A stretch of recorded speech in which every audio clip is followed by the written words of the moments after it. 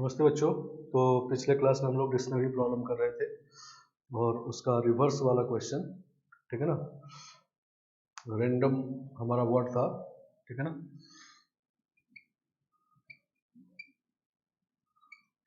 और इसमें से 250th पोजीशन पे वर्ड निकालना, ठीक है ना। तो टोटल फैक्टोरियल 6 वर्ड बनेगा, नहीं, टोटल नंबर ऑफ वर्ड्स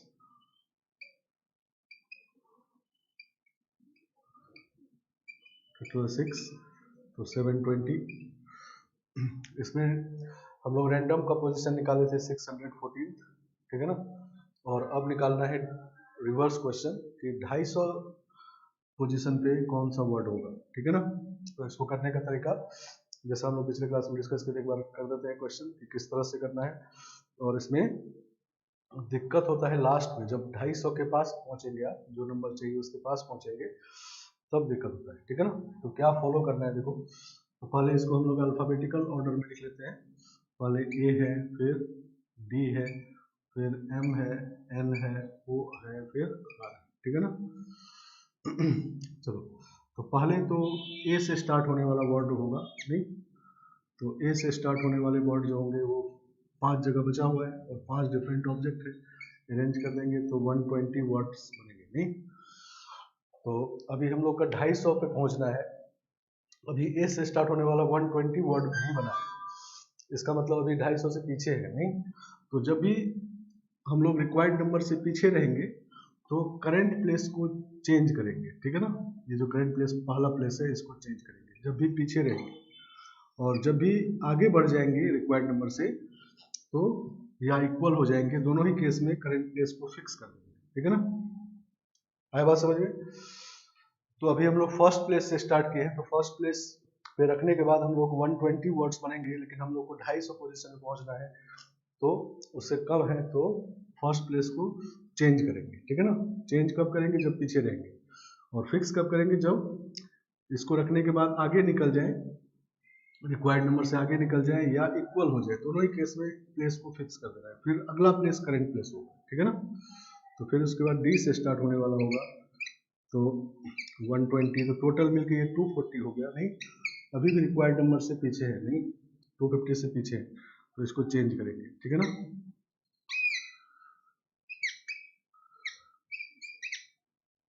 सही ना। अब अगर फैक्टोरियल 5 लिखेंगे तो 120 मतलब 360 हो जाएगा, नहीं, तो रिक्वायर्ड नंबर से आगे निकल गए, नहीं। तो रिक्वायर्ड नंबर जैसे ही आगे निकले तो इसको फिक्स कर दिए, ठीक है ना। समझ गए बात। अब इसको ना वही नंबर ऑफ पेज नहीं लिखना है, ठीक है ना, इसको फिक्स कर दिया। अब हमारा दूसरा प्लेस करंट प्लेस है, ठीक है ना। अब यहाँ पर रखेंगे और तब बनेगा फैक्टोरियल 4, तो 24, इसको भी देखोगे तो ये आपका आगे निकल गया, नहीं, 250 से आगे निकल गए, तो इसका मतलब ये नहीं लिखना है और ए को भी फिक्स कर देना है, ठीक है ना। जब भी आगे निकल जाएंगे तो करंट प्लेस को फिक्स कर देंगे, ठीक है ना। अब थर्ड प्लेस हमारा करंट प्लेस है, यहाँ पर अब एम आ चुका है, ए आ चुका है, तो पहले डी आएगा अल्फाबेटिकली, तो अब होगा फैक्टोरियल 3 मतलब 6, अभी 246 हुआ है, नहीं, तो 246 मतलब पीछे है, अभी 250 से पीछे है, तो इसको चेंज करेंगे, ठीक है ना। पीछे रहने से करंट प्लेस को चेंज करना है, ठीक है ना। एम ए, चलो डी के बाद आएगा एन, नहीं, एम तो आ ही चुका है तो एन आएगा। और अब अगर फैक्टोरियल 3 मतलब 6 लिखते हैं तो 6 ऐड करके ये 252 हो जाएगा, आगे निकल जाएगा, नहीं, तो इसका मतलब ये फिक्स हो गया, नहीं, समझ गया। क्योंकि इसको रखने के बाद जो नंबर ऑफ पेज है उसको ऐड करने से 250 से आगे निकल जाएंगे, ठीक है ना, तो ये फिक्स हो गया। और अब हमारा फोर्थ प्लेस करंट प्लेस है, एन भी आ चुका है, तो फिर यहाँ पर डी आएगा और फैक्टोरियल 2, तो 2, अभी 248 हुआ है, नहीं, तो 248 मतलब पीछे है, पीछे है तो इसको चेंज करेंगे, नहीं।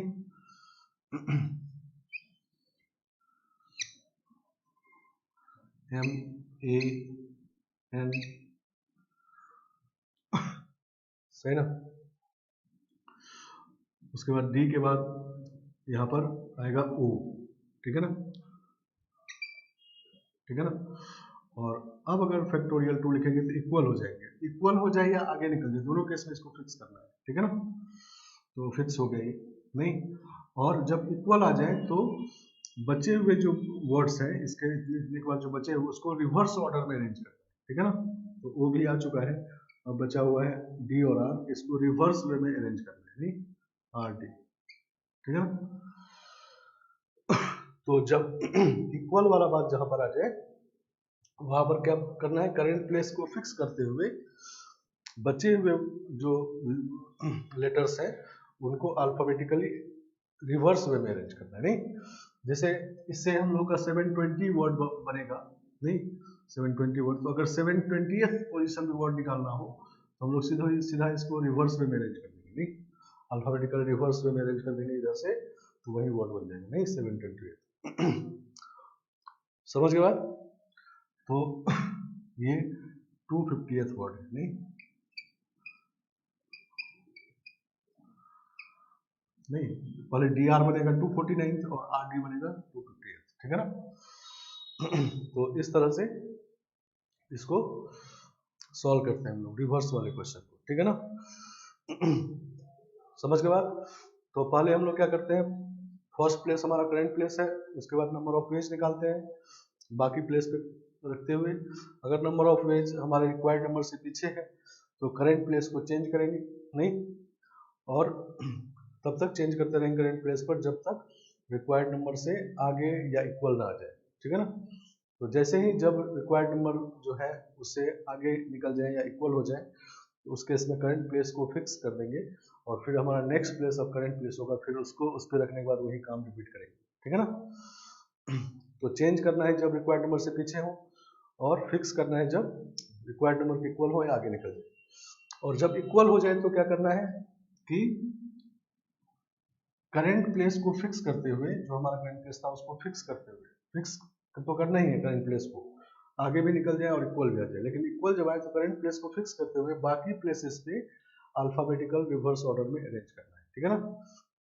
तो लास्ट में जब जाते हैं हम लोग 250 के पास तो ये कहीं ना कहीं लास्ट में जाके इक्वल आएगा, नहीं तो जैसे ही इक्वल आ जाए तो करंट प्लेस को फिक्स करते हुए बाकी को रिवर्स वे में अरेंज कर देंगे, ठीक है ना। तो ये एक और देखो क्वेश्चन, दूसरा हमारा वर्ड था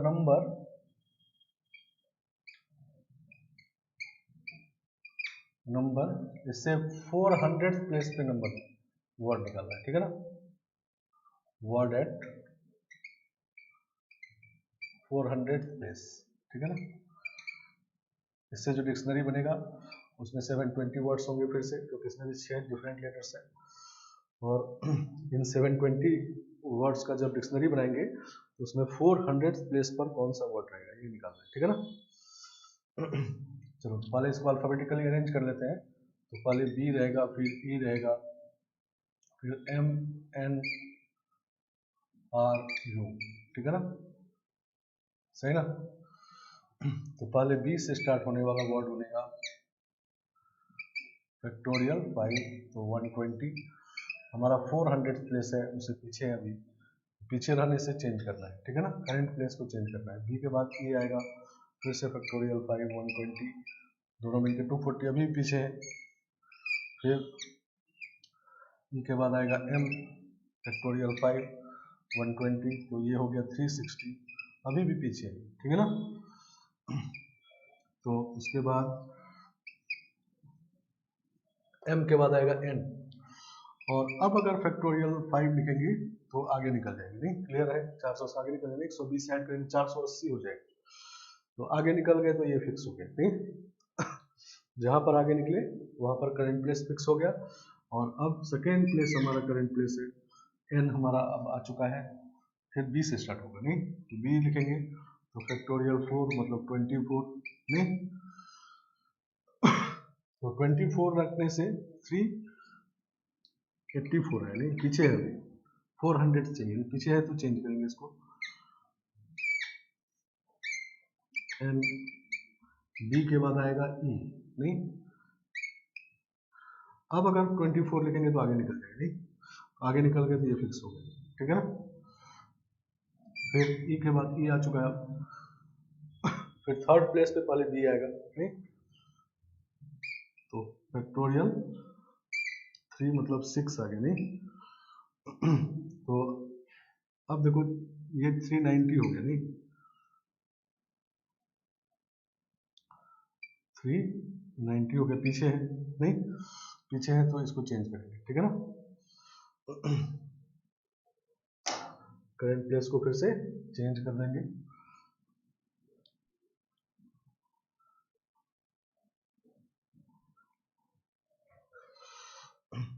तो एन ई आ चुका है, एन ई आ चुका है, बी को चेंज करेंगे, तो बी को चेंज करेंगे, ई तो आ ही चुका है, एम आएगा नहीं, एम आएगा, तो फैक्टोरियल 3 तो 6 हो गया, 6 हो गया, 396 हो गया, तो अभी भी पीछे है 400 से। N E M, M change होगा नहीं क्योंकि पीछे है, तो एम जो चेंज होके आर बनेगा नहीं। तो अब अगर फैक्टोरियल 3 लिखेंगे तो आगे निकल जाएंगे नहीं।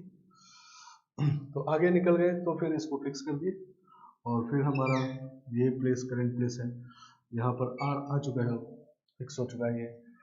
अब बी हमारा पहले आएगा, तो बी आएगा फैक्टोरियल 2, तो 398, तो पीछे है अभी, फिर एम ई आर, बी को चेंज करना है क्योंकि पीछे है, तो बी को चेंज करना है तो अब आएगा एम नहीं, एम, और अब फैक्टोरियल 2 करेंगे तो इक्वल आ जाएगा, इक्वल आ गया तो ये फिक्स हो गया नहीं, और इसके बाद अब एम आ चुका है, बचा है यू और बी, बी और यू बचा हुआ है, इसको रिवर्स ऑर्डर में अरेंज कर दो, ठीक है ना, क्योंकि इक्वल आ गया, ठीक है ना। तो ये हमारा 400 वोल्ट है, ठीक है ना, ठीक है ना, क्योंकि 399 जो होगा वो बी यू करके होगा, और 400 होगा यू बी, ठीक है ना। तो इस तरह से ये क्वेश्चन करना है, मतलब जब रिक्वायर्ड नंबर से पीछे है तो करंट प्लेस को चेंज करना है, रिक्वायर्ड नंबर से आगे निकल गए या इक्वल आ गए तो करंट प्लेस को फिक्स करते हुए, करंट प्लेस को फिक्स करना है, और इक्वल आने से करंट प्लेस को फिक्स करते हुए बाकी प्लेसेस पे अल्फाबेटिकली रिवर्स ऑर्डर में अरेंज कर देंगे, ठीक है ना, आगे समझ में, रिवर्स ऑर्डर में।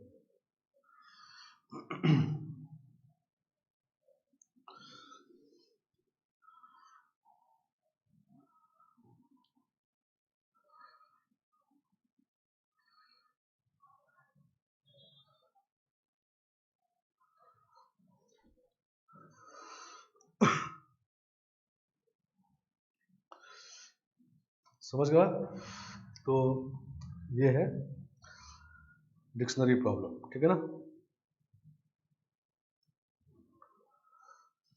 चलो देखो नेक्स्ट टाइप क्वेश्चन ये होता है,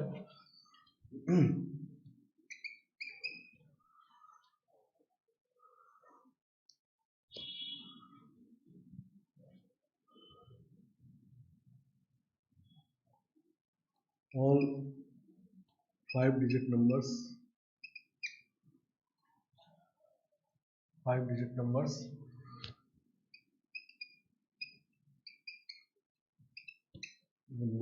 are formed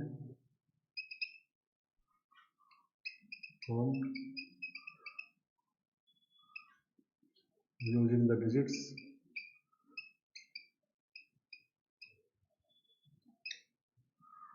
0, 1, 2, 3, 9 तक, ठीक है ना, विदाउट रिपीटेशन,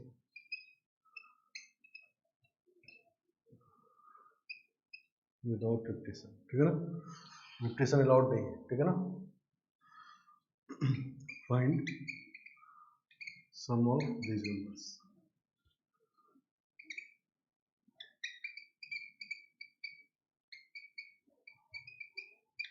इन नंबर्स का सम बताना है, ठीक है ना। चलो तो कितने नंबर पहले बनेंगे ये देख लेते हैं, ठीक है ना, 5-digit नंबर, सही ना। तो 0 से 9 तक का डिजिट यूज करना है, विदाउट रिपीटेशन है, मतलब रिस्ट्रिक्शन है नहीं, कि रिपीटेशन नहीं होना चाहिए, और रिस्ट्रिक्शन है कि यहाँ 0 नहीं होना चाहिए, तो यहाँ पर पहले रिजॉल्व कर लेते हैं, तो 9 तरीके से होगा, 1 से 9 तक कोई रखेंगे, और अब बच गया 9 डिजिट हमारे पास, क्योंकि एक इसमें से रख दिए यहाँ पर और रिपीटेशन अलाउड नहीं है, तो वो डिजिट अब फिर आगे नहीं आएगा। तो 0 को लेते हुए उस डिजिट को हटाते हुए अब 9 डिजिट बचा हुआ है, और अब कोई भी कहीं आ सकता है, कोई रिस्ट्रिक्शन नहीं है। तो 9p4, ठीक है ना। तो 9 × 9p4 नंबर्स बनेंगे, ठीक है ना। हमको क्या है कि इन सारे नंबर्स का सम निकालना है, ठीक है ना। इस क्वेश्चन में सम निकालना है, ठीक है ना।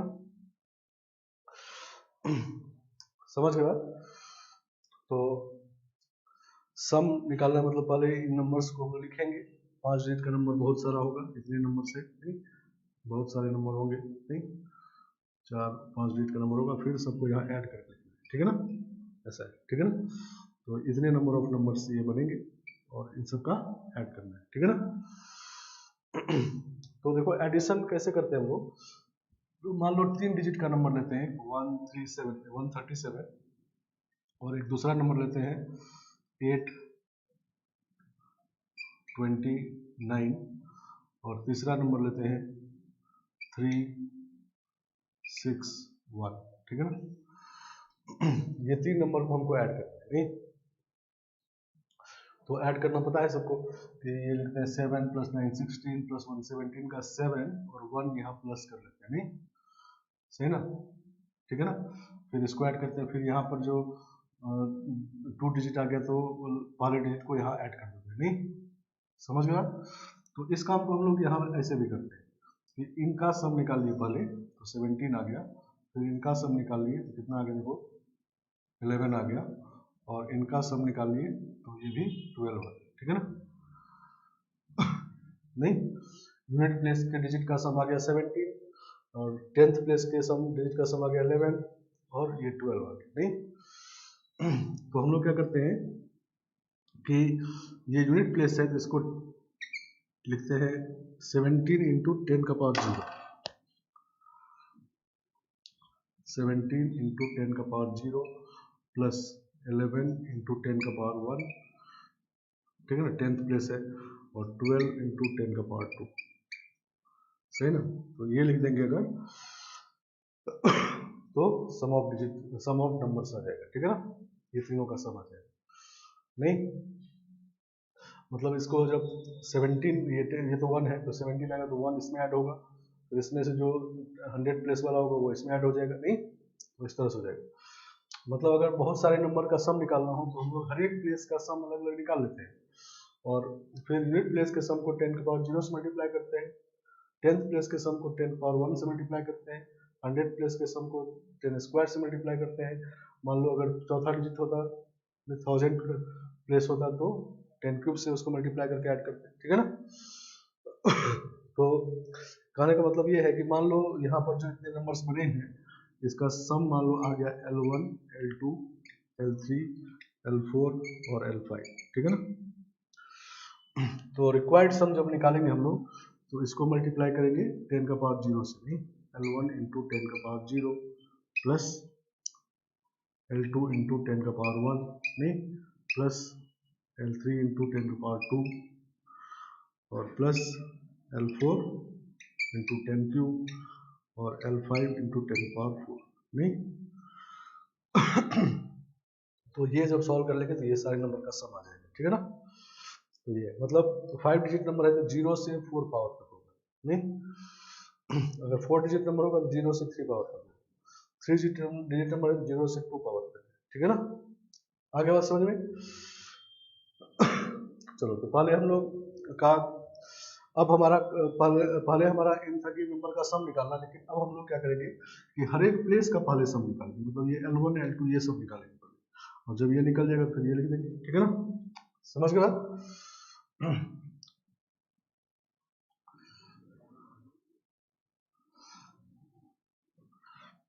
चलो तो हर एक प्लेस का सम निकालना है, ये पांचों प्लेस है तो इसका सम निकालना है।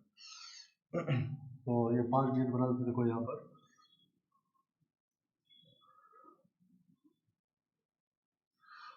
चलो एक बात देखो क्लियर है कि रिस्ट्रिक्शन हमारा फर्स्ट प्लेस पे है, फर्स्ट प्लेस पे 0 नहीं आएगा, ठीक है ना। बाकी चारों प्लेस पे कोई रिस्ट्रिक्शन है, इसमें कोई भी आ सकता है, तो इसका मतलब ये क्लियर है कि चारों प्लेस एक जैसा है नहीं, और ये प्लेस कुछ अलग सा है, क्योंकि इस प्लेस पे रिस्ट्रिक्शन है, 0 नहीं आ सकता है, बाकी प्लेस पे 0 भी आ सकता है, 1 भी आ सकता है, नहीं सही ना। तो इन चारों प्लेस पे जो सम आएगा डिजिट का वो सेम आएगा, नहीं समझ गया, ठीक है ना। तो हम लोग लिखते हैं ये क्लियर कि sum of digits at unit, 10th, 100th, 1000th places are same,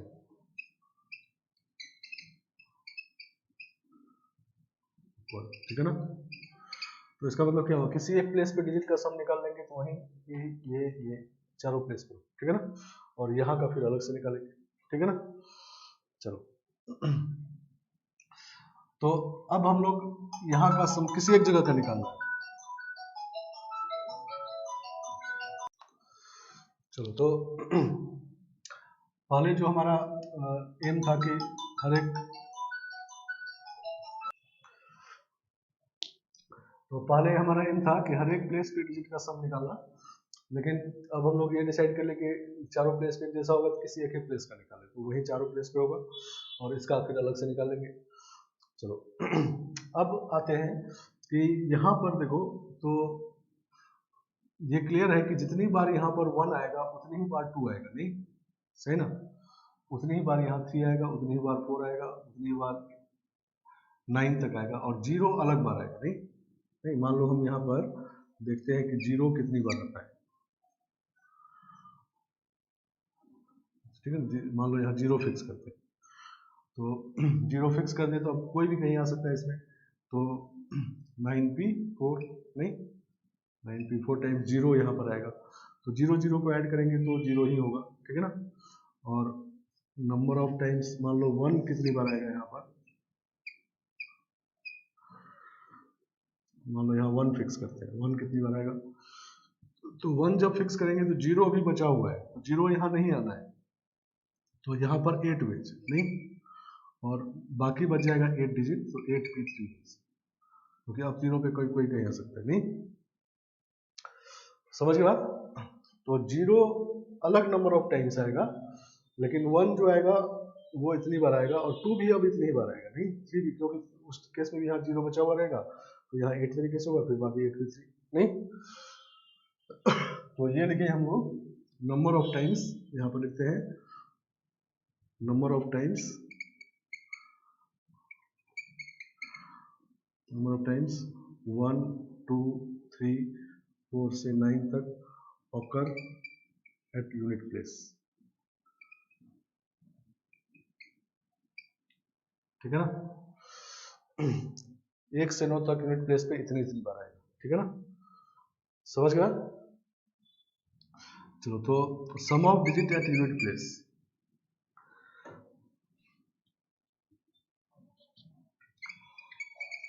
some of digit at unit place,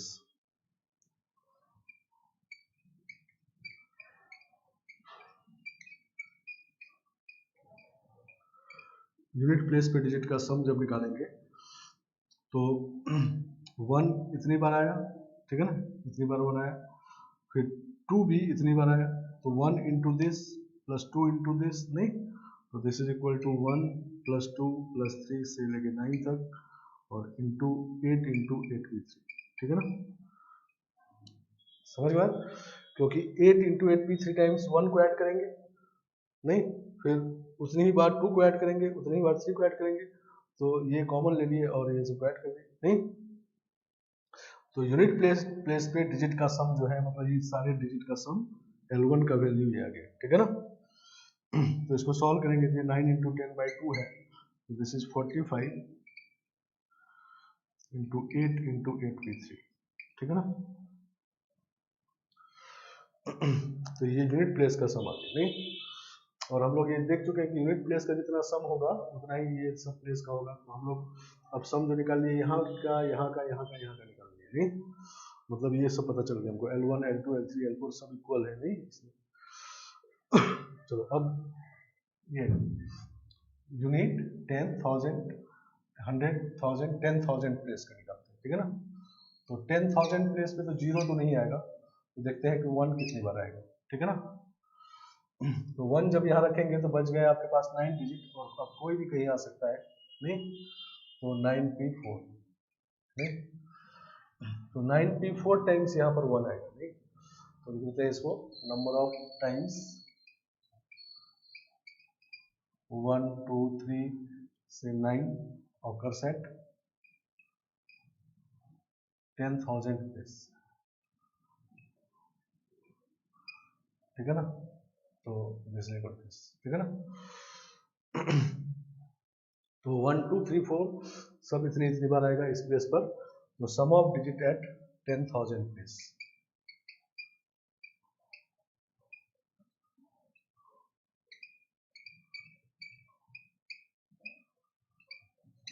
ठीक है ना। दिस इज 1 + 2 + 3 से 9 तक, और 9p4 मल्टीप्लाई कर देंगे, तो दिस इज 45 × 9p4, सही ना। तो ये बात इसमें क्लियर था कि 5 डिजिट का नंबर जो बनाना था, 5 डिजिट में 0 भी हमारे पास है, तो ये प्लेस अलग जैसा है क्योंकि इसमें रिस्ट्रिक्शन है 0 के साथ, और बाकी चारों प्लेस एक ही जैसा है, नहीं बाकी चारों प्लेस में जो जितनी बार जहां पर आएगा दूसरी जगह में उतनी बार आएगा वो डिजिट, ठीक है ना। तो बाकी चारों प्लेस का एक साथ निकाल लिए, और इसका अलग सा था तो अलग से निकाल लिए, और अब हम लोग सम निकालेंगे, ठीक है ना। तो रिक्वायर्ड सम इज, यहाँ लिखते हैं, ठीक है ना।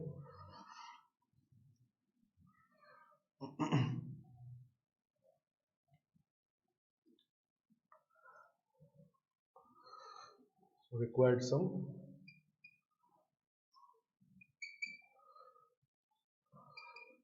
ठीक है ना। तो ये 45 × 9p4 में मल्टीप्लाई करेंगे 10⁴ से, नहीं, और ये जो इसमें मल्टीप्लाई करेंगे 10³ से, 10² से, 10 से और 10⁴ से, ठीक है ना। तो ये कॉमन आ जाएगा 45 × 8 × 83 और 10³ + 10² + 10 + 10⁴1, ठीक है ना। समझ गया, मतलब हर एक प्लेस का सम यही है, तो इसको इससे मल्टीप्लाई करेंगे, इसको इससे मल्टीप्लाई करेंगे, इसको इससे और इसको इससे, तो ये कॉमन आ गया, तो ऐसा हो गया, ठीक है ना। तो इसको हम लोग ऐसे लिख सकते हैं 45 × 9p4 × 10⁴ और + 48 × 8 × 8p3, और ये हो जाएगा 1111, ठीक है ना। नहीं 10³ + 10² + 10 + 1 करेंगे तो ऐसा हो जाएगा, ठीक है ना। तो ये सम निकल गया, अब इसको सॉल्व कर लेना जितना सिंप्लीफाई करना है आंसर के हिसाब से, ठीक है ना। तो इस तरह से हम लोग जो पीछे हम लोग नंबर ऑफ नंबर्स निकाले कितने बनेंगे, और अब उनका सम निकाल रहे हैं, ठीक है ना। सम निकालने में क्लियर है, मान लो यहीं पर ये क्वेश्चन होता है कि 0 नहीं होता, 1 से 9 तक का डिजिट को यूज करना होता है, तब कोई रिस्ट्रिक्शन नहीं था, हर एक डिजिट हर एक प्लेस कर सकते, तो हर एक जगह का सम एक ही जैसा होगा, किसी एक जगह निकालते और उतना ही हर जगह होता है, ठीक है ना। लेकिन अभी 0 भी है तो फर्स्ट प्लेस में रिस्ट्रिक्शन है, तो फर्स्ट प्लेस का अलग जैसा बात होगा, बाकी प्लेस तो एक जैसा बात होगा। अब इसी में आपका असाइनमेंट रहेगा कि इससे जो इवन नंबर बनेंगे उनका सम निकालना, ठीक है ना, ठीक है ना। All 5 digit even numbers are formed using this digit without repetition, find sum of all numbers, ठीक है ना। 5 डिजिट इवन नंबर, सही ना। तो इवन नंबर में क्या होगा कि अब रिस्ट्रिक्शन हमारे पास यहाँ भी आ गया, यहाँ भी आ गया, नहीं, और ये तीनों प्लेस एक जैसा है, इसमें कोई नहीं आ सकता है, तो इसका मतलब इन तीनों में से एक जगह का निकाल लेंगे सम, तो तीनों जगह का वही बात होगा, इसका अलग से निकालेंगे और इसका अलग से निकालेंगे, ठीक है ना। समझ गए। पीछे क्वेश्चन में सिर्फ पहले यहाँ पर रिस्ट्रिक्शन था तो इसको अलग से निकाले, बाकी एक ही जैसा था, एक जगह निकाले तो वही सब जगह हुआ। इस बार इन दोनों प्लेस पे रिस्ट्रिक्शन है, तो इन दोनों पे अलग अलग निकालेंगे, और इन तीनों में से कहीं एक जगह निकालेंगे, तीनों जगह वैसा ही बात, ठीक है ना। तो ये क्वेश्चन वो ट्राई करना है, ठीक है ना। चलो, तो ये अरेंजमेंट है, अब हम लोग चलते हैं सिलेक्शन पे पहले, फिर दोनों को मिला क्वेश्चन करेंगे सिलेक्शन अरेंजमेंट का, ठीक है ना।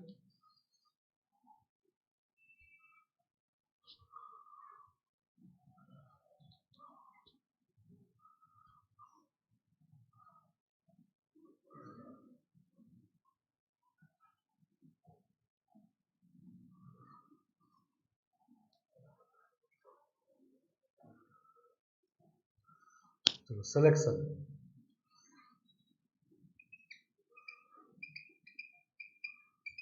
सिलेक्शन पढ़ेंगे हम लोग। सिलेक्शन मतलब क्या होता है कि इसमें ऑब्जेक्ट का ऑर्डर का इंपॉर्टेंस नहीं होता है, ठीक है ना, समझ गए। मतलब मान लो 3 ऑब्जेक्ट है ए बी सी, तो अरेंजमेंट कहा गया तो ए बी सी, फिर ए सी बी, फिर बी ए सी, फिर बी सी ए, फिर सी ए बी और सी बी ए, ये सब 6 वेज है अगर अरेंजमेंट है, नहीं 6 वेज है ये, नहीं मतलब फैक्टोरियल 3 वेज नहीं, तो फैक्टोरियल 3 वेज ये है। 3 ऑब्जेक्ट डिफरेंट ऑब्जेक्ट को अरेंज किए फैक्टोरियल 3 वेज, या 3 भी कर सकते हैं, ठीक है ना, एक ही बात है। तो अरेंजमेंट में ऑर्डर का इंपॉर्टेंस होता है, मतलब ये ऑर्डर चेंज हो गए, मान लो ये दोनों ऑर्डर चेंज हो गया तो डिफरेंट वे हो गए, ठीक है ना। लेकिन सिलेक्शन जब कहेंगे तो सिलेक्शन में ऑर्डर का इंपॉर्टेंस नहीं होता, ये एबीसी सिलेक्शन का वे ये वाला सब सेम है, मतलब वन वे है, ठीक है ना, नहीं तो ये वन वे कैसे लाएंगे हम लोग, तो पहले मान लो अरेंज कर दिए, और चूंकि अरेंजमेंट का वे वन है, नहीं तो इसमें 3 ऑब्जेक्ट फैक्टोरियल 3 वे से अरेंज है, और अब इसको वन बनाना है हमको, तो क्या करेंगे फैक्टोरियल 3 से डिवाइड कर देंगे, जो पीछे हम लोग मिक्स टाइप का ऑब्जेक्ट पढ़े थे, तो इसलिए वन वे हो गया, नहीं ठीक है ना। मतलब अगर आपको एक ही तरीके से अरेंजमेंट चाहिए तो जितने वे से पहले अरेंजमेंट है उतने वे से डिवाइड कर देंगे, नहीं समझ गए बात, तो वन वे हो गया, ठीक है ना। तो सिलेक्शन में ऑब्जेक्ट के ऑर्डर का इंपॉर्टेंस नहीं होता है, नहीं मतलब कोई भी एक ऑर्डर ले लीजिए, फिर दूसरा ऑर्डर कुछ अलग नहीं होगा, वही वही वे होगा, ठीक है ना, आगे बात समझ में।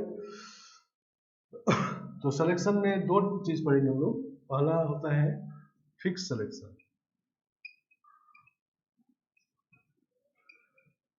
फिक्स सिलेक्शन, और दूसरा होता है वेरिएबल सिलेक्शन, ठीक है ना।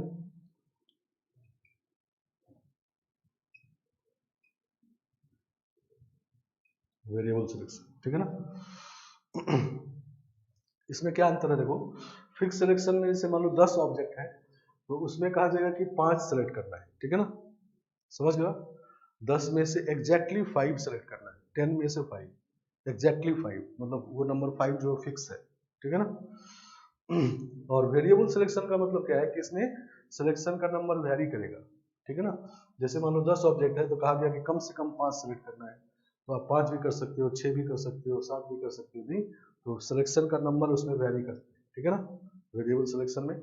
और फिक्स सिलेक्शन का मतलब कि जिसमें सिलेक्शन का नंबर फिक्स हो, एकदम एग्जैक्टली उतना ही सिलेक्ट करना है, उससे कम ना ज्यादा, ठीक है ना। तो बारी बारी से दोनों पढ़ेंगे हम लोग। तो पहले हम लोग फिक्स सिलेक्शन पढ़ेंगे, ठीक है ना, और वेरिएबल सिलेक्शन में फिक्स सिलेक्शन को ही बार बार यूज कर लेते हैं, ठीक है ना। चलो फिक्स सिलेक्शन मतलब समझ गए कि हमारे पास मान लो n ऑब्जेक्ट है, डिफरेंट ऑब्जेक्ट या आइडेंटिकल ऑब्जेक्ट या मिक्स टाइप का ऑब्जेक्ट, तो उसमें से एग्जैक्टली r को सिलेक्ट करना है, ठीक है ना, ये फिक्स नंबर है, ठीक है ना, r को ही सिलेक्ट करना, उससे r से ना ज्यादा ना कम। और वेरिएबल सिलेक्शन में क्या होगा कि सिलेक्शन का नंबर वेरी करेगा, मतलब n ऑब्जेक्ट रहेगा तो उसमें इसका जो कम से कम r सेलेक्ट करना है या ज्यादा से ज्यादा r सेलेक्ट करना है, तो ज्यादा से ज्यादा r करना है तो r भी कर सकते हैं, r-1 भी कर सकते हैं, r-2 भी कर सकते हैं, नहीं तो हम लोग पहले अभी फिक्स सिलेक्शन पे हैं, और फिर से ये तीनों टाइप के ऑब्जेक्ट का देखेंगे, 3 टाइप का ऑब्जेक्ट क्लियर है, डिफरेंट, आइडेंटिकल और मिक्स टाइप, ठीक है ना। तो इसमें फर्स्ट फॉर्मूला लिखते हैं हम लोग, इसको ए कर देते हैं, ठीक है ना। फर्स्ट फॉर्मूला लिखते हैं number of ways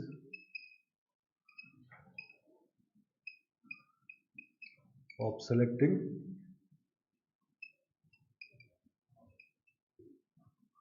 are object out of, ये एग्जैक्टली आर ऑब्जेक्ट, ठीक है ना।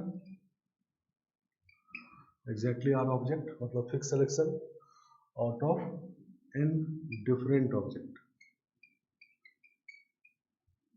एंड डिफरेंट है ऑब्जेक्ट्स, ठीक है ना, मतलब distinct object.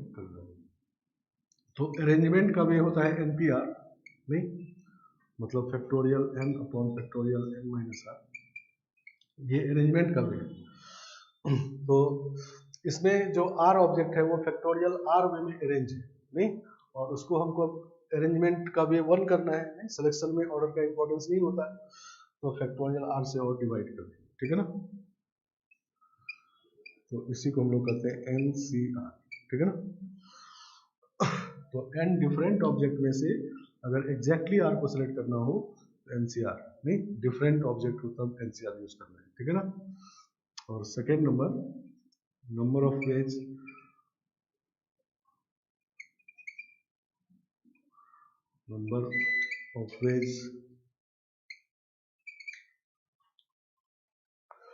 of selecting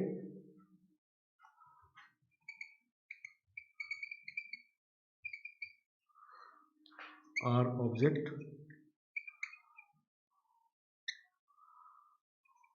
out of n identical objects।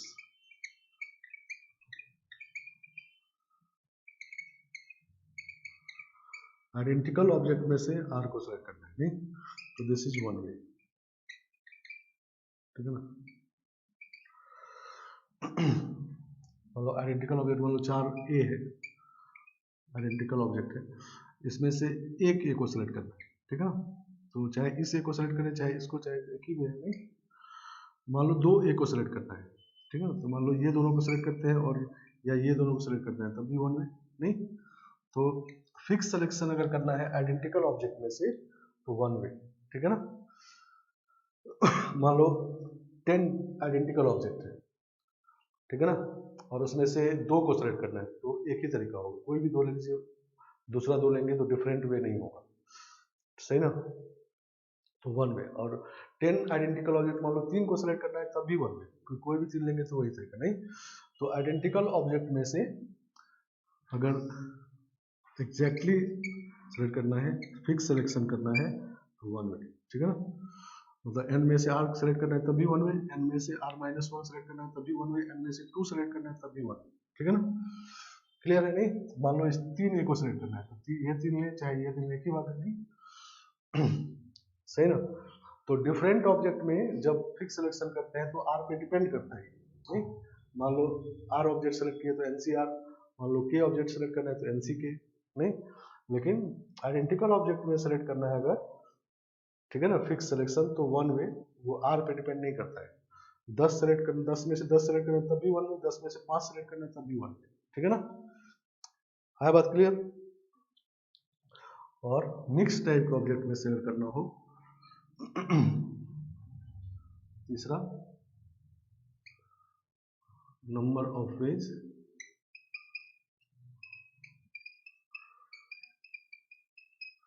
Of selecting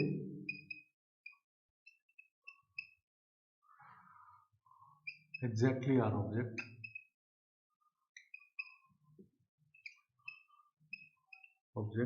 out of n object of mixed type,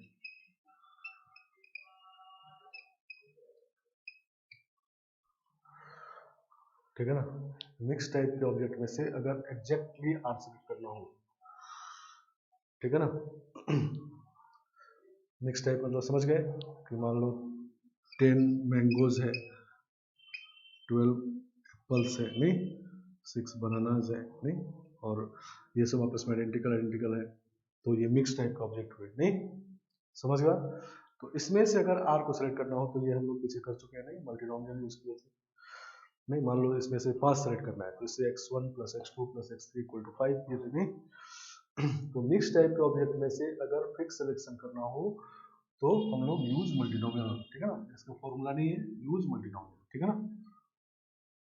number of ways of selecting mix type can be find out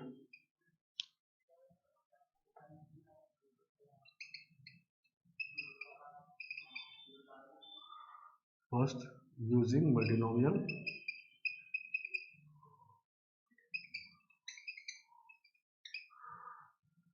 और second case consideration.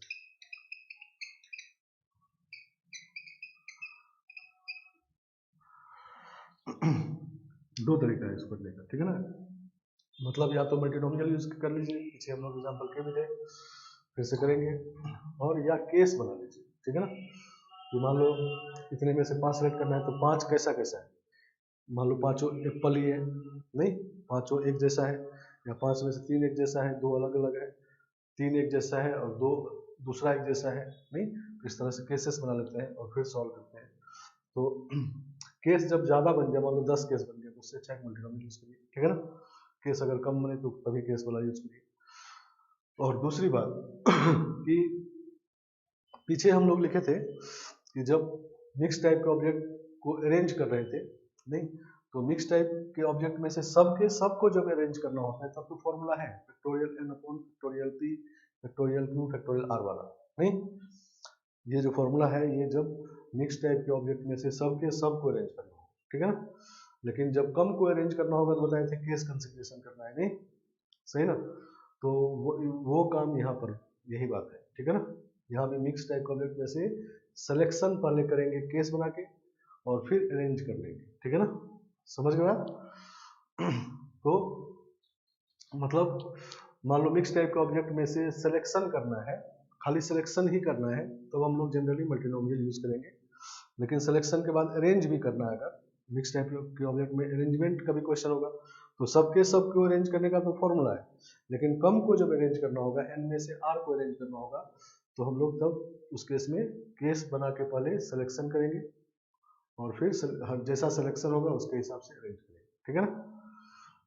समझ गए आप? तो इन दोनों में से कब किसको यूज करना है ये बताएं, नहीं। तो केस कंसिडरेशन को तब यूज करेंगे जब कम केस बने सिलेक्शन में, या सिलेक्शन के बाद अरेंज करना है तब केस बनाएंगे, ठीक है ना। खाली सिलेक्शन अगर करना है तो मल्टीनोमियल में हम लोग बहुत सारे क्वेश्चन कर चुके पीछे, नहीं तो उसमें ये यूज करना है, ठीक है ना। चलो, तो क्वेश्चन पे हम लोग हर एक तरह का देखेंगे। तो यही 3 फॉर्मूला है, नहीं, जैसे 3 टाइप का ऑब्जेक्ट है, 3 टाइप का फॉर्मूला क्वेश्चन में से चुन के निकालना कि ऑब्जेक्ट कौन सा है, उसके हिसाब से यूज करना है, ठीक है ना। लेकिन ये सब जो बात है ये फिक्स सिलेक्शन में है, नहीं, मतलब जब एग्जैक्टली कोई नंबर फिक्स नंबर सेलेक्ट करना हो, ठीक है ना, तब इन तीनों फॉर्मूला यूज करना है। और ऑब्वियसली कि फिर जो डिफरेंट ऑब्जेक्ट में सिलेक्शन का ये फॉर्मूला है, ठीक है ना, तो ये फॉर्मूले पे क्वेश्चन डायरेक्ट नहीं होगा, कुछ रिस्ट्रिक्शन होगा, फिर उसको रिजॉल्व करके फॉर्मूला यूज करेंगे, नहीं। मतलब ये फॉर्मूला कब है, जब n में से किसी भी r को सेलेक्ट कर सकते हैं, किसी ऑब्जेक्ट के साथ रिस्ट्रिक्शन नहीं है, किसी को एक को आना है दूसरे को नहीं आना है, ऐसा कोई रिस्ट्रिक्शन नहीं है, कोई भी आ सकता है कोई भी नहीं आ सकता है, तब NCR फॉर्मूला है। तो रिस्ट्रिक्शन होगा तो रिजॉल्व करके तब ये फॉर्मूला यूज करेंगे। ये वाला बीच बीच में यूज होगा, नहीं, आइडेंटिकल ऑब्जेक्ट में से फिक्स सिलेक्शन का भी 1 होता है, तो सीधा सीधा क्वेश्चन नहीं होगा, सही ना। तो लिखते हैं एग्जाम्पल, देखो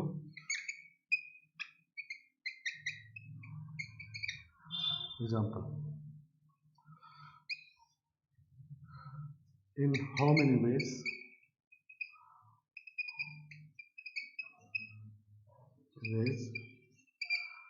a child can select 5 balls 5 balls out of 10 balls। 5 ball select करना है, एग्जैक्टली 5 बॉल 10 बॉल में से, तो कितने वे से होगा। तो अब डिपेंड करता है कि बॉल कैसा है, नहीं। तो फर्स्ट लिखते हैं व्हेन बॉल्स आर डिफरेंट,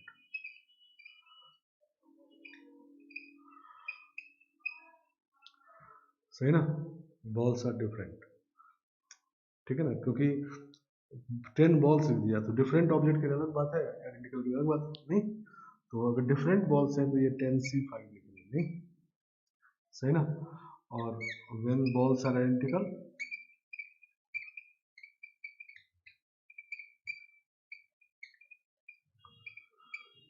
तो अब लिखेंगे 1 नहीं, 10 में से 5 सेलेक्ट करना है, कोई 10 में से कोई भी फिक्स नंबर सेलेक्ट करना है तो 1। मान लो 10 में से 1 बॉल सेलेक्ट करना तब भी 1 पे नहीं, क्योंकि आइडेंटिकल ऑब्जेक्ट जब है तो उससे फिक्स सिलेक्शन का वे 1 होता है, आर पे डिपेंड ये नहीं करता है। उसमें से एक सेलेक्ट करेंगे उसका भी वे 1, 2 सेलेक्ट करेंगे उसका भी 1, 3 सेलेक्ट करेंगे उसका भी वे 1, ठीक है ना।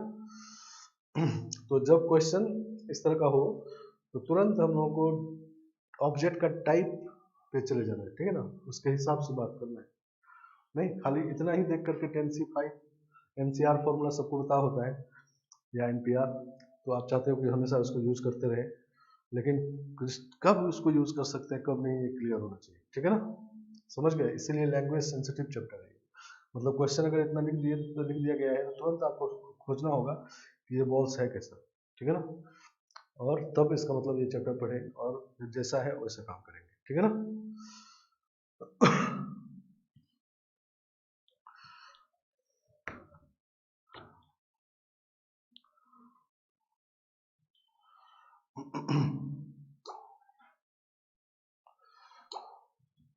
चलो तो अभी हम लोग डिफरेंट ऑब्जेक्ट वाला क्वेश्चन करेंगे कुछ, और फिर बारी बारी से सब पे आएंगे, ठीक है ना, दूसरा और तीसरा फॉर्मूला पे।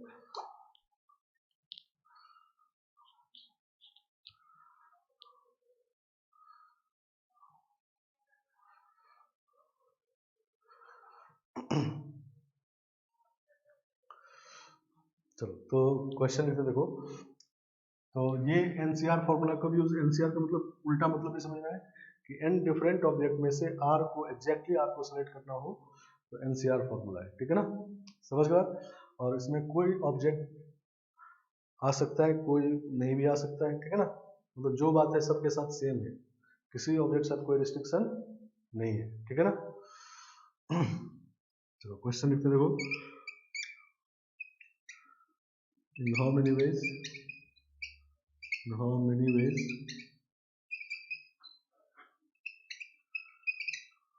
a student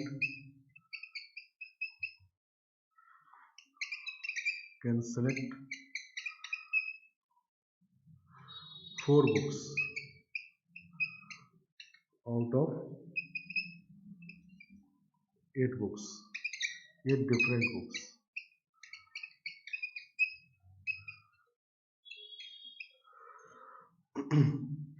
ठीक है ना।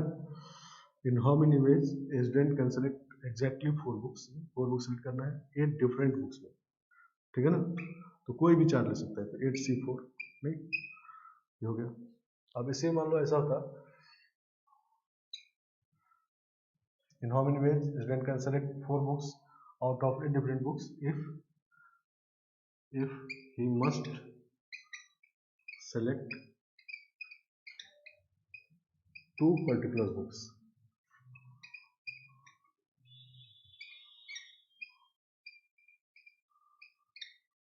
ठीक है ना। 2 पर्टिकुलर बुक्स को 8 में से 2 पर्टिकुलर बुक ऐसा है जो उस काम का है, वो उसको सेलेक्ट करना ही है, रिस्ट्रिक्शन आ गया, 2 बुक के साथ रिस्ट्रिक्शन आ गया, मतलब इसमें 6 प्लस 2 पर्टिकुलर बुक जो है इस 2 को तो ले ही लेना है, ठीक है ना, तो इस 2 को 1 वे में ले लिया, नहीं 2C2 1 वे में एकदम आ गया, ठीक है ना। लेकिन सेलेक्ट करना है हमको 4, तो जब तक 4 नहीं करेंगे तब तक मल्टीप्लाई करेंगे नहीं, तो बच गए बुक अब 6 और 2 वो ले चुका है, तो 2 और चाहिए 6 में से, नहीं मतलब 2 पर्टिकुलर बुक तो ले ही लिया वो 1 में से, ठीक है ना। अब 6 बुक जो बचे उसमें से 2 और उसको लेना है, अब कोई रिस्ट्रिक्शन नहीं है, तो 6C2 नहीं, सही ना, समझ गए। तो 2 बुक जो उसके काम का है उसको तो 1 वे से वो सेलेक्ट कर लिया, नहीं मान लो एक मैथ का होगा फिजिक्स का होगा, तो वो दोनों बुक वो 1 वे से उठा लिया, ठीक है ना, और जो बाकी अब 6 बुक बचे हुए हैं उसमें से कोई भी वो 2 ले सकता है, कोई भी, तो कोई के साथ कोई रिस्ट्रिक्शन नहीं है, जो किसी को छोड़ भी सकता है किसी को ले भी सकता है, तो जब ये बात हो तब एनसीआर फॉर्म होगा, नहीं।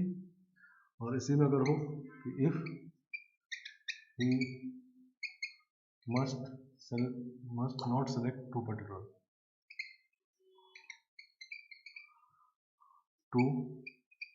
book,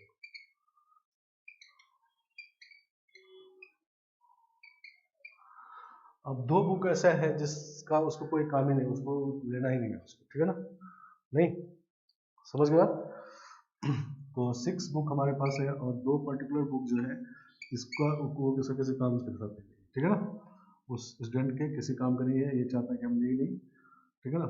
तो बाकी अब 6 में से ही 4 चाहिए, नहीं, तो इन 6 में अब कोई रिस्ट्रिक्शन नहीं है, 6 में से किसी भी 4 को ले सकता है, किसी को नहीं भी ले सकता है, तो 6C4, नहीं, तो जब कोई रिस्ट्रिक्शन नहीं हो तब एनसीआर फॉर्मूला और डिफरेंट ऑब्जेक्ट होते हैं, ठीक है ना, आगे बात समझ में।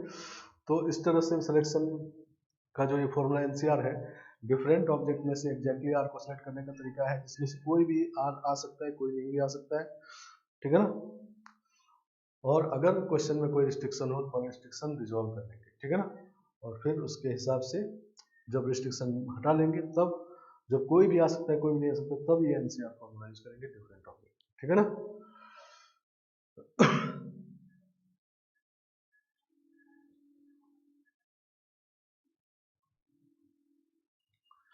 चलो एक और क्वेश्चन देखो, लिखते हैं।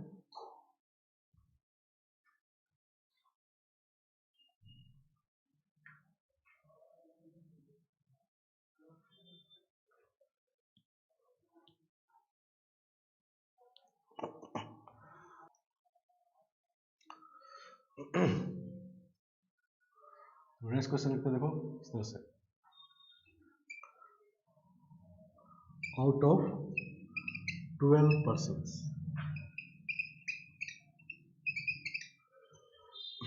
out of 12 persons, a committee of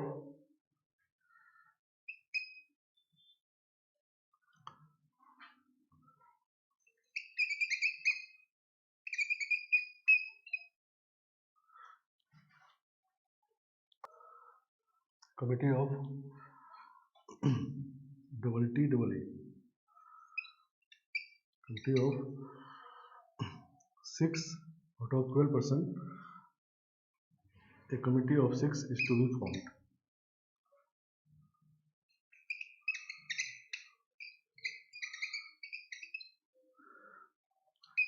In how many ways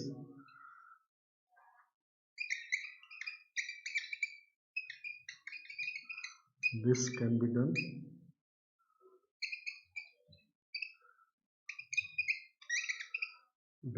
First question है, if two particular person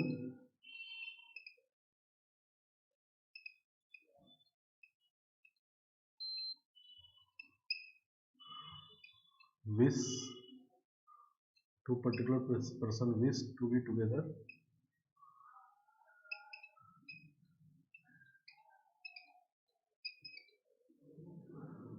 in the committee,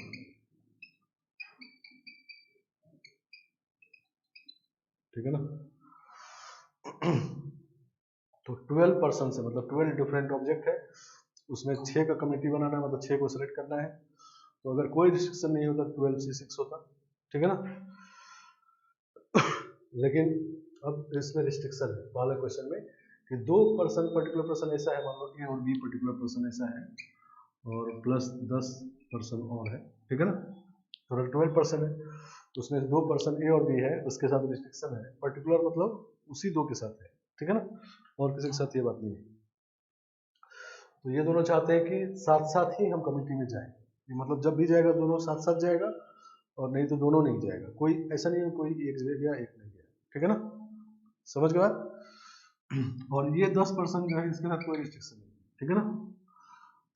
तो एक बार तो ये दोनों आ जाए, नहीं, दोनों का दोनों आ जाए वन वे से, ठीक है ना, और तो दो आ चुका है तो हमको 6 का कमेटी बना, तो 4 और चाहिए 10 में से, और अब कोई रिस्ट्रिक्शन नहीं है तो 10C4, ठीक है ना। तो इसमें क्या होगा कि ये दोनों आ गया है, नहीं, दो आ गया है, हमको 6 का सिलेक्शन करना है, तो जब तक 6 का सिलेक्शन नहीं होगा तब तक मल्टीप्लाई करते रहेंगे, नहीं, क्योंकि जब तक एम पे नहीं पहुंचेंगे तब तक मल्टीप्लाई करेंगे, एम पे पहुंच गए फिर प्लस करेंगे और फिर दूसरे तरीके से एम पहुंचेंगे, दूसरा तरीका कि ये दोनों के दोनों नहीं आए, नहीं, तो इसका मतलब बाकी 10 में से ही 6 को सिलेक्ट करना होगा, नहीं, क्योंकि टोटल 6 को सिलेक्ट करना है, तो पहले केस में तो इसको दोनों को रख लिए थे तो 4 ही सिलेक्ट करना था, तो 10C4, अब इस दोनों को में से दोनों को नहीं रख रहे हैं, नहीं मतलब 2C0, इस दोनों में से 0 रख रहे हैं तो 1 में, और इसमें से अब 6 को 6 रखना होगा, नहीं तो this is 10C4 plus 10C6, दोनों इक्वल ही होता है तो 2 10C4, नहीं ठीक है ना।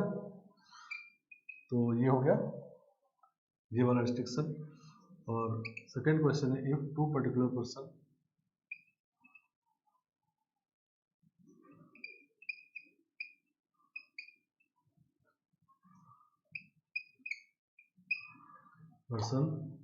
do not wish to be together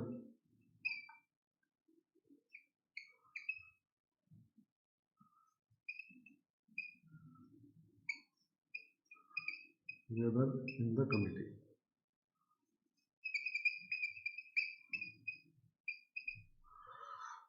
दो पर्टिकुलर पर्सन सी और डी मान लो है, या ए बी ही है, ठीक है ना। तो ये दोनों इस तरह के हैं कि दोनों में लड़ाई झगड़ा है, तो चाहते हैं कि दोनों एक साथ नहीं जाए। मतलब क्या होगा कि या तो दोनों में से कोई एक जाए, सी जाए डी नहीं जाए, या डी जाए सी नहीं जाए, या दोनों नहीं जाए, ठीक है ना। समझ गए आप? समझ गए बात? तो हमारे पास ये और 10 पर्सन है, ठीक है ना। तो हम लोग क्या करेंगे, एक बार सी को रखेंगे, सी को रख लिए 1 वे से, और अब डी को नहीं रखना है क्योंकि दोनों एक साथ नहीं जाएगा। तो अब 10 में से 5 सेलेक्ट करेंगे तो टोटल 6 करना है, नहीं तो 10C5। और दूसरा केस कि डी को रख लिए 1 में से और सी को नहीं रखे, और अब बाकी में से फिर से 5 सेलेक्ट करना है, नहीं क्योंकि 6 सेलेक्ट करना है, तो 1 5 6 1 5 6 आ गया। और तीसरा केस कि दोनों का दोनों नहीं है, ये दोनों ही नहीं आए, तो 10 में से 6 को सेलेक्ट करना होगा, दोनों नहीं है तो 1 में से दोनों नहीं आया, और 10C6, नहीं तो this is 2 into 10C5 plus 10C6, ठीक है ना। चलो टोटल जो होगा विदाउट रिस्ट्रिक्शन ये 12C6 होगा, नहीं 12C6, और दोनों साथ साथ आ जाए उसका तरीका ये है, नहीं ठीक है ना। तो इसको अगर माइनस कर दिया जाए तो क्या होगा, 10C4 या 10C6 एक ही बात है। तो ये दोनों को माइनस कर देंगे तब भी वही मिलेगा, नहीं दोनों साथ साथ नहीं जाएगा, दोनों साथ साथ जब नहीं जाएगा तो क्या होगा, दोनों में से कोई एक जाएगा, नहीं कोई एक जाएगा या दोनों नहीं जाएगा, ठीक है ना। समझ गया? तो दोनों साथ साथ नहीं जाएगा, वो वाला सब्ट्रैक्ट कर दिए, तो ये भी यही आना चाहिए, नहीं तो इसको चेक करके देख सकते हैं कि वो आता है कि नहीं, ठीक है ना। आगे बात समझ में, कैलकुलेट करोगे दोनों सेम आ जाएगा, नहीं लेकिन 3 ऑब्जेक्ट में ये काम नहीं कर सकता। 3 ऑब्जेक्ट अगर साथ साथ जाना होता और उस इसमें कहा गया 3 में से कोई भी दो साथ साथ नहीं जाए, तो तब तीनों वाले को माइनस करेंगे तो हो सकता है 2 वाला साथ साथ चला जाए। 3 वाले में ये उल्टा वाला काम नहीं करेंगे, 2 वाले में क्या होगा कि या तो दोनों साथ साथ जाएगा या साथ साथ नहीं जाएगा, 2 ही केस है, नहीं तो दोनों साथ साथ जाने वाला केस अगर हटा लेंगे तो ये तीनों केस आ जाएगा, नहीं क्योंकि 2 ऑब्जेक्ट के साथ टोटल केस क्या होगा कि या तो ए बी दोनों जाए, नहीं या ए जाए बी नहीं जाए, या बी जाए ए नहीं जाए बी जाए, नहीं या दोनों नहीं जाए। यही 4 केस पॉसिबल है 2 ऑब्जेक्ट के साथ, ठीक है ना। तो इन चारों केस का टोटल सम है 12C6, नहीं उसमें ये सब केस आ गए, नहीं इस क्वेश्चन में हमको ये 3 चाहिए था, ये 3 चाहिए था, तो ये 3 ना निकाल के ये साथ साथ जाने वाला सब्ट्रैक्ट कर दिए, नहीं तो वो तीनों आ गया, नहीं क्योंकि चारों केस मिला के वो है 12C6। आगे बात समझिए। चलो तो इसको ऐसे देख सकते हो, ये इसको देखो, इसको ये कन्वर्ट करते हैं, ये तो कैलकुलेट करके देख लीजिए दोनों सेम है। दूसरा है कि 2 into 10C5 और प्लस 10C6 को लिखते हैं हम लोग 10C5 और प्लस 10C5 प्लस 10C6 हो जाएगा 11C6, नहीं सही ना। अब 11C6 को 12 बनाना नहीं, तो 11C5 इसमें ऐड कर दो, 11C5 ऐड कर दीजिए, ठीक है ना। या ऐसा कर दो, इसको 2 टाइम्स करके और 10C6 सब्ट्रैक्ट कर देते हैं, ठीक है ना। तो ये दोनों मिलके बन जाएगा अब 2 टाइम्स 11C6 माइनस 10C6, नहीं तो ये 11C6 को 11C5 लिखते हैं और प्लस 11C6 माइनस 10C6, नहीं समझ गया। तो ये 12C6 आ जाएगा माइनस 10C6, नहीं ये गड़बड़ है, देखो एक बार चेक कर लो इसको कैसे हो गई। ये हम लोग 10C5 और ये 10C6 है, नहीं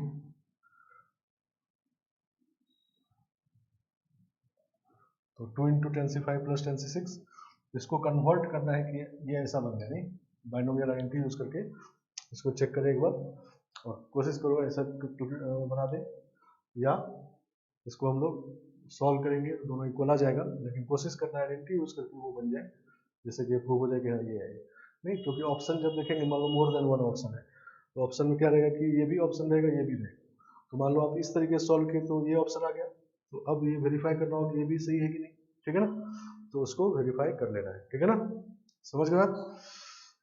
चलो एक बार करके देख लोगे। आज के क्लास में इतना रखते हैं, नेक्स्ट क्लास में हम लोग ये सिलेक्शन पे और क्वेश्चन करेंगे और बाकी जो 2 फॉर्मूला उसको क्वेश्चन करेंगे, फिर वेरिएबल सिलेक्शन होगा, ठीक है ना, समझ गए।